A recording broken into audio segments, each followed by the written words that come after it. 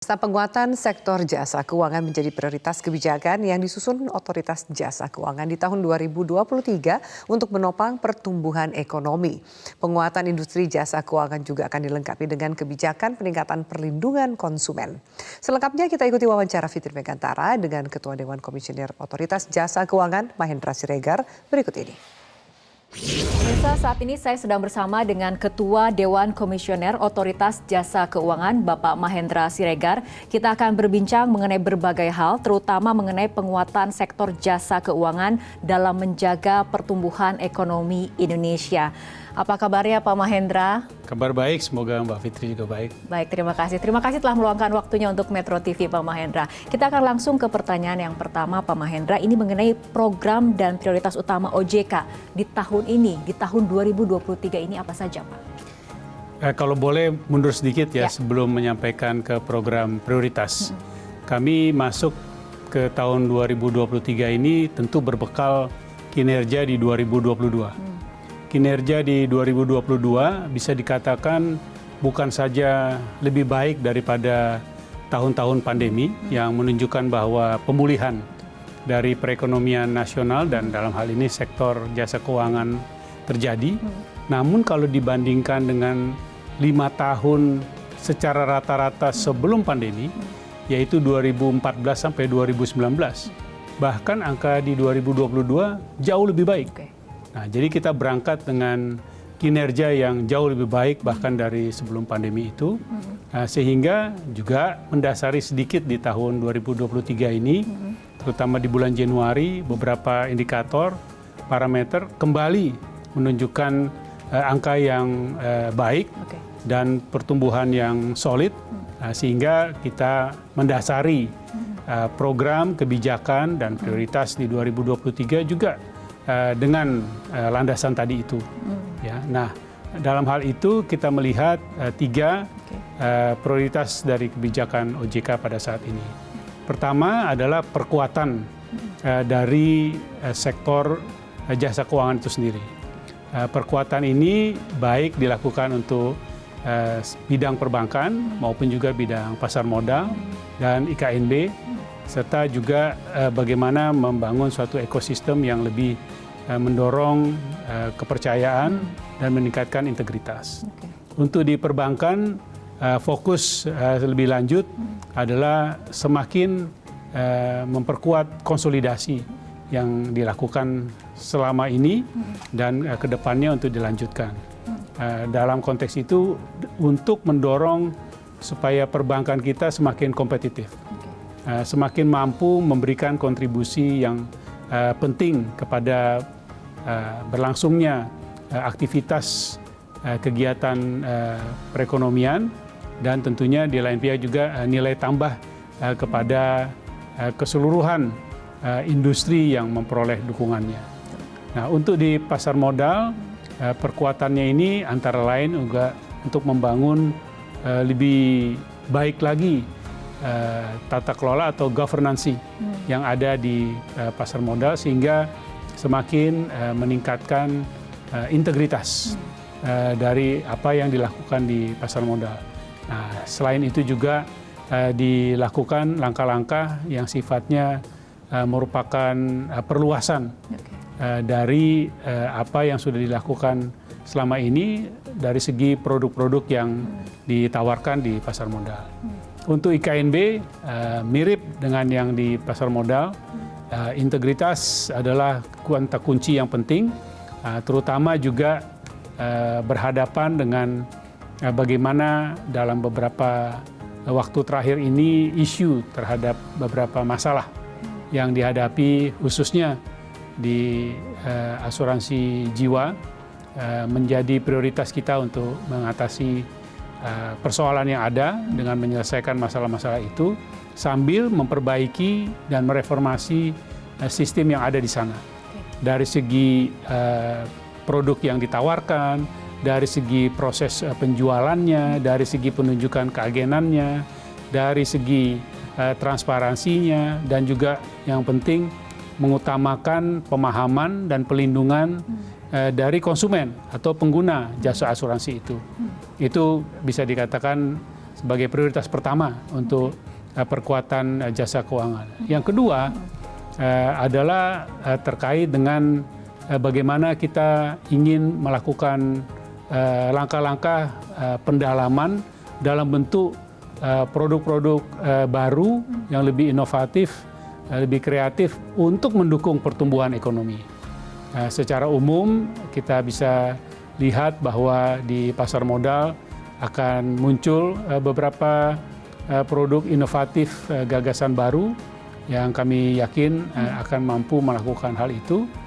Demikian juga dalam undang-undang yang baru saja disetujui, Undang-Undang Pengembangan Penguatan Sektor Keuangan P2SK, terdapat beberapa jenis produk, bahkan juga pasar ataupun industri yang baru yang dihasilkan, seperti misalnya dalam waktu dekat untuk menyiapkan berdirinya bursa karbon, lalu untuk mendorong kegiatan aktivitas bullion emas, lalu juga untuk menyiapkan infrastruktur kegiatan aset digital yang lebih kuat, termasuk aset kripto.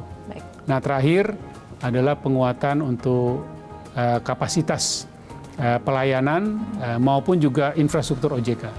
Nah, khusus pelayanan, kita memperbaiki sistem informasi yang ada, pelayanan perizinan, pengawasan yang juga semakin terintegrasi, dan juga dalam arti pelayanan kepada konsumen, memperhatikan benar kepentingan dan juga pelindungan kepada masyarakat dan konsumen, terutama mereka yang harus lebih diberikan informasi yang lebih baik dan menyeluruh tentang produk yang mereka beli atau transaksikan, sambil juga kami melakukan kegiatan dalam bentuk edukasi dan literasi keuangan yang makin gencar juga. Baik, Pak Mahendra, dikatakan data-data di tahun 2022 ini mengalami perbaikan yang luar biasa, dan diharapkan di tahun 2023 juga terus perbaikan ini dijaga seperti itu. Dan tadi juga OJK memiliki prioritas ataupun program prioritas utama. Tapi kita ketahui bersama bagaimana kondisi ekonomi global di tengah awan resesi seperti itu.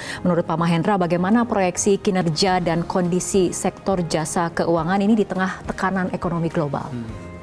Memang kalau tekanan ekonomi global dalam bentuk perlambatan pertumbuhan ekonomi internasional, nampaknya walaupun ada sedikit perbaikan dari perakiraan yang terakhir disampaikan oleh lembaga multilateral, katakanlah tidak seberat sebelumnya, namun secara umum memang masih akan terjadi perlambatan dan kelusuan itu.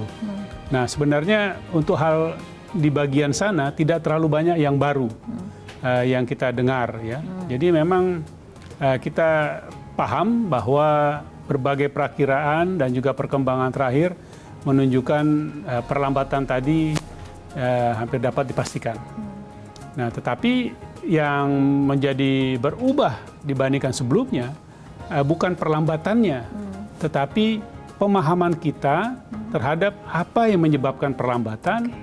Lalu bagaimana perlambatan itu akan bisa berisiko dan berdampak kepada perekonomian Indonesia. Nah, ini yang sebelumnya bisa dikatakan kita belum terlalu paham, saat ini sudah lebih paham. Karena mengkaji apa yang terjadi dan belajar di tahun 2022, dan karena perjalanan waktu, beberapa risiko yang semula kita anggap tidak pasti atau tidak diketahui baik, sekarang kita sudah lebih paham. Dengan pemahaman yang lebih baik tadi itu, kita jadi lebih mengerti risiko-risiko yang akan terjadi. Atau risiko-risiko yang akan memberikan dampak tidak baik kepada Indonesia.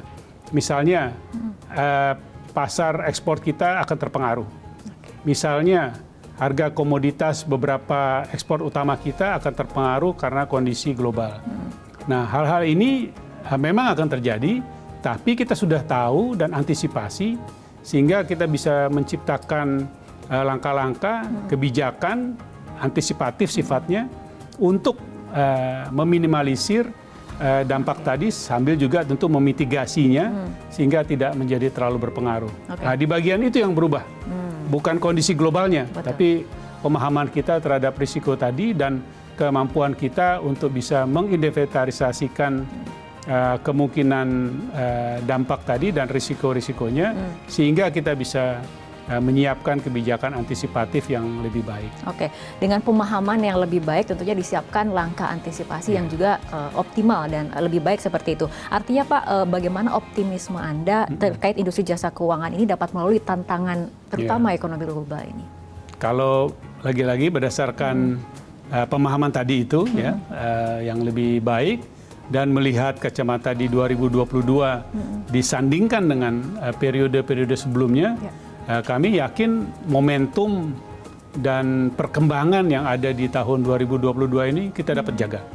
Misalnya ya, untuk pertumbuhan kredit kita tetap merasa 10-12% itu adalah pertumbuhan yang dapat dicapai pada tahun 2022 ini untuk perbankan. Lalu sedangkan untuk dana pihak ketiganya itu di kisaran 7-9%. Lagi-lagi berdasarkan perkembangan dan analisis yang ada. Demikian juga untuk di pasar modal, kita menargetkan bisa memperoleh emisi dari keseluruhan tahun 2022 sebesar 200 triliun.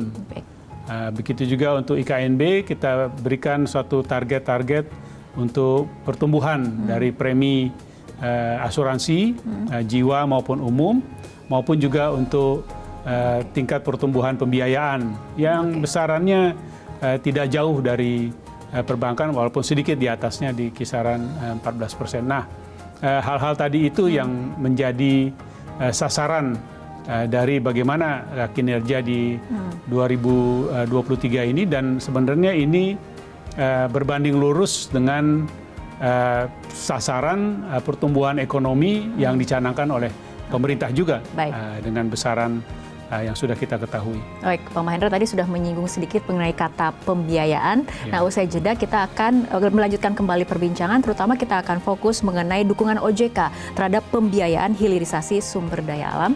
Pemirsa tetaplah bersama kami akan sudah kembali usai jeda.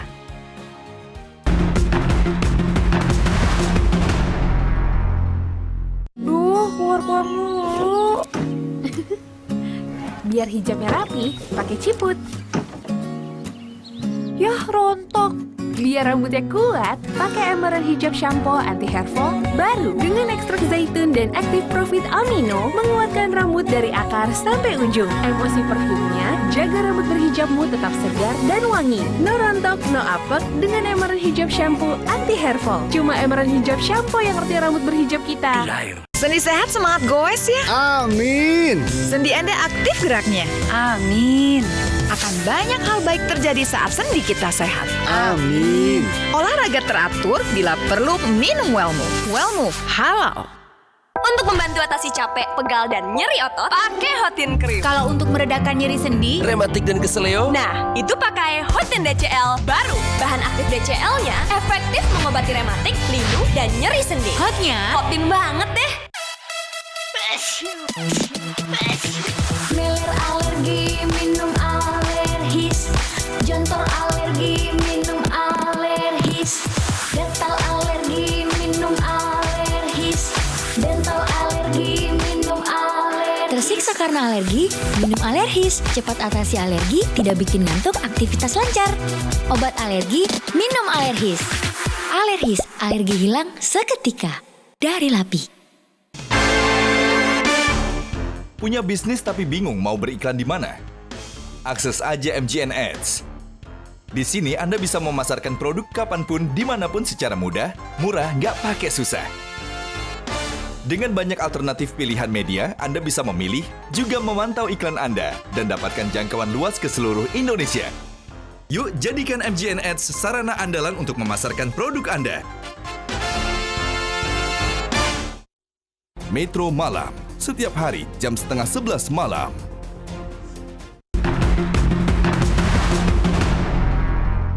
Pemirsa, kita akan lanjutkan kembali perbincangan. Pak Mahendra, Presiden berpesan untuk OJK, salah satunya terkait bentuk dukungan pembiayaan hilirisasi sumber daya alam.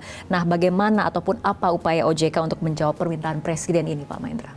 Saya rasa jelas kenapa ini menjadi sangat strategik bagi Indonesia. Karena ini adalah kunci jawaban kita menghadapi ancaman ataupun jebakan negara berpendapatan menengah atau middle income trap. Kalau kita mampu melakukan hal ini, kita bisa keluar dari jebakan itu dan naik ke negara maju. Kita sudah buktikan berhasil dengan kelapa sawit, kita baru saja membuktikan dan berhasil dengan nikel, dan bagaimana selanjutnya. Nah, kami tentu sangat mendukung hal tadi karena memang ini adalah untuk kepentingan nasional. Nah, dalam konteks itu yang ingin didorong lebih lanjut adalah bagaimana lembaga pembiayaan di Indonesia secara khusus adalah perbankan, namun tidak tertutup hanya perbankan karena juga diperlukan asuransi maupun perusahaan pembiayaan multi finance untuk mendukung di bagian hilirnya. Nah, yang diperlukan di sana adalah bagaimana kita mendorong suatu ekosistem yang tumbuh sehat. Jadi hilirisasi ini juga perlu didukung oleh hilirisasi dan kelengkapan dari pembiayaan dan dukungan sektor jasa keuangan di setiap lininya. Nah, kalau ada yang sudah pendukungan kepada sektor penambangan ataupun perkebunan, nah sekarang diperlukan juga dukungan untuk pengolahannya, pemrosesannya menjadi bahan yang meningkatkan nilai tambah. Lalu mendorong lagi lebih lanjut kepada yang dapat digunakan untuk industri.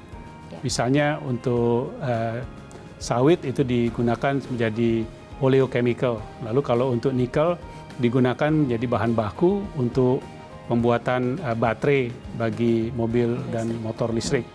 Nah, ini memerlukan biaya pembiayaan yang tidak kecil. Nah, di sini diperlukan sinergi dan kolaborasi dari berbagai pihak. Dari pihak sektor jasa keuangan sendiri, kami tentu akan mendorong dengan kebijakan-kebijakan yang menyampaikan bahwa ini adalah strategik polisinya pemerintah. Sehingga risiko dalam melihat kegiatan ini tentu adalah komitmen dan dukungan pemerintah yang kuat. Nah, di situ. Tapi di lain pihak juga tentu kami tetap mendorong bagaimana kegiatan dan proyek itu tetap secara komersial menguntungkan, sehingga juga bisa diberikan pendanaan. Bagi pemerintah sendiri tentu melengkapinya dengan langkah-langkah untuk memberikan insentif, baik itu pajak maupun non-pajak, sehingga ekosistem tadi itu menjadi secara keseluruhannya kompetitif. Nah, ini sudah dilakukan misalnya untuk baterai listrik maupun juga mobil listrik yang kita sekarang sedang dorong. Industri ke sana mulai dari untuk baterainya, mulai dari produksi kendaraannya maupun juga pembeliannya, karena konsumen pun memerlukan dukungan pembiayaan mobil ataupun motor, dan juga pada bengkel-bengkelnya dan sebagainya. Ini sekarang bergerak sekarang ini, dan kita harus lakukan ini. Intinya adalah secara konsisten dan disiplin. Jadi jangan mundur maju, sehingga tidak menimbulkan kebingungan dan ketidakpastian. Oke, baik Pak Hendra. Selain dukungan hilirisasi ataupun pembiayaan hilirisasi sumber daya alam, Presiden ini juga meminta untuk tugas edukasi dan perlindungan konsumen nih Pak. Nah, bagaimana kebijakan yang diambil untuk menjadi arahan bagi industri jasa keuangan? Ya, jelas baik arahan Bapak Presiden tadi maupun juga di dalam Undang-Undang P2SK dan juga pengalaman yang kemarin ini yang banyak perusahaan yang tentu memberikan pelajaran bagi kita semua bahwa perlindungan konsumen, pengetahuan, edukasi dan literasi yang dimiliki konsumen itu jangan kelemahannya itu justru dieksploitasi untuk menjual produk-produk yang tidak tepat atau cara penjualan yang salah. Nah, walaupun apapun alasannya, tidak bisa kemudian konsumen disalahkan semata-mata. Kalau memang produknya didesain bukan dengan suatu itikat baik ataupun cara penjualannya dilakukan dengan tidak memberikan informasi yang utuh pada konsumen. Nah, di satu sisi kita melakukan terus program edukasi, literasi kepada publik, kepada masyarakat konsumen, tapi di lain pihak kita juga mengeluarkan kebijakan, pengaturan, dan juga pengawasan yang makin ketat kepada yang dilakukan oleh industri dan perusahaan-perusahaan jasa keuangan. Ini yang disebut di dalam P2SK itu sebagai pengawasan terhadap perilaku pelaku usaha jasa keuangan. Jadi perilakunya yang diawasi. Bahasa Inggrisnya market conduct. Sehingga OJK juga mengawasi apakah perusahaan jasa keuangan ini memberikan produksinya atau produk-produknya itu dikemas, disampaikan dan diperkenalkan serta dijual kepada masyarakat, pada konsumen, memenuhi peraturan, kaidah dan juga prinsip-prinsip transparansi, informasi yang terbuka dan tidak dimaksudkan untuk menjebak ataupun memberikan informasi yang tidak utuh kepada konsumen. Jadi ada pengawasan tersendiri di OJK saat ini yang dalam hal ini dilakukan oleh kepala eksekutif yang bertanggung jawab untuk perilaku jasa keuangan tadi maupun juga edukasi dan pendidikan untuk konsumen, perlindungan konsumen. Oke, nah Pak Mahendra, dalam Undang-Undang PPSK ini kan di tahun ini OJK juga mendapatkan ataupun memiliki tambahan kewenangan. Sebetulnya kesiapan OJK mendapatkan tambahan kewenangan ini seperti apa, Pak? Saya tidak menjawabnya dengan kesiapan, ya saya menjawab adalah ini sudah diputuskan, sudah dimandatkan, dan OJK harus siap.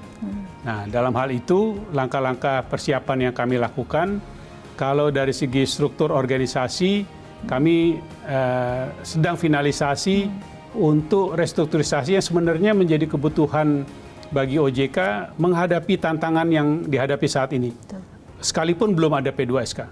Itu hampir rampung, bisa dikatakan dalam 1,5-2 bulan ini akan selesai.